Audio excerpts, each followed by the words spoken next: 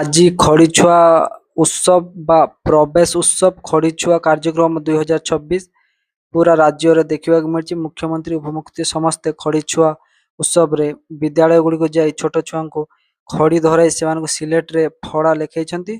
ଓଡ଼ିଆ ପକ୍ଷ 2026 ଖଡ଼ିଛୁଆ ଦିବସ ଓଡ଼ିଶା ନାମ ଫଳକ ଲେଖା ଅଭିଯାନ ଆମେ ଓଡ଼ିଆ ଭାରି ବଢ଼ିଆ ଖଡ଼ିଛୁଆ କାର୍ଯ୍ୟକ୍ରମ ଭଦ୍ରକ ଜିଲ୍ଲା ବହୁଦଳା ଗ୍ରାମ ପଞ୍ଚାୟତ ବହୁଦଳା ହାଇସ୍କୁଲରେ ଦେଖିବାକୁ ମିଳିଛି।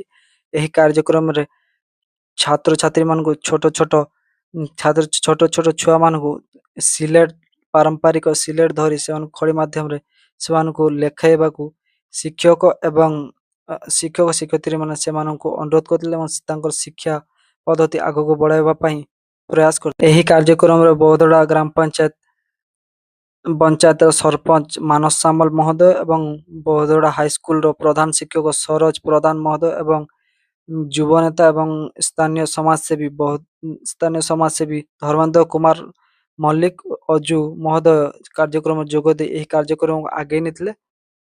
ଓଡ଼ିଶାରେ ଘରେ ଘରେ ପ୍ରଚଳିତ ଏକ ବିଧି ତଥା ପରମ୍ପରା ଶିଶୁମାନେ ବୋଧ ପାଇବା ପରେ ଏହି ଦିନକୁ ଆରାଧ୍ୟ ଦେବତା ସ୍ମରଣ କରି ଖଡ଼ି ଧରି ଲେଖିବା ବିଦ୍ୟାରମ୍ଭ କରିଥାନ୍ତି।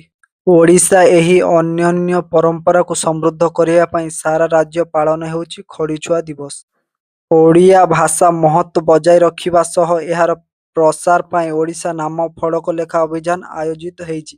ସମସ୍ତ ବ୍ୟବସାୟିକ ପ୍ରତିଷ୍ଠାନ ତଥା ସରକାରୀ କାର୍ଯ୍ୟକ୍ରମ ନାମ ଫଳକରେ ଓଡ଼ିଶା ଭାଷାର ବ୍ୟବହାରକୁ ରାଜ୍ୟ ସରକାର ବାଧ୍ୟତାମୂଳକ କରିଛନ୍ତି। ଏଥିପ୍ରତି ସଚେତନ ବୃଦ୍ଧି ସହ ଲୋକଙ୍କୁ ଜାଗ୍ରତ କରିବା ହେଉଛି ଏହି ଦିବସ ପାଳନ ମୁଖ୍ୟ ଉଦ୍ଦେଶ୍ୟ। ଏହି ପରିପ୍ରେକ୍ଷୀରେ ବହୁଦଳା ନୋଡାଲ ଉଚ୍ଚ ବିଦ୍ୟାଳୟ କୁନି ପିଲାମାନଙ୍କ ସହିତ ସମୟ ଯୋଗଦାନ କରି ସିଲେଟ ଖଡ଼ି ବଣ୍ଟନ କଲୁ ଏବଂ ତାଙ୍କ ଉଜ୍ଜ୍ୱଳ ଭବିଷ୍ୟତ ପାଇଁ କାମନା ଏବଂ ପ୍ରାର୍ଥନା କଲୁ।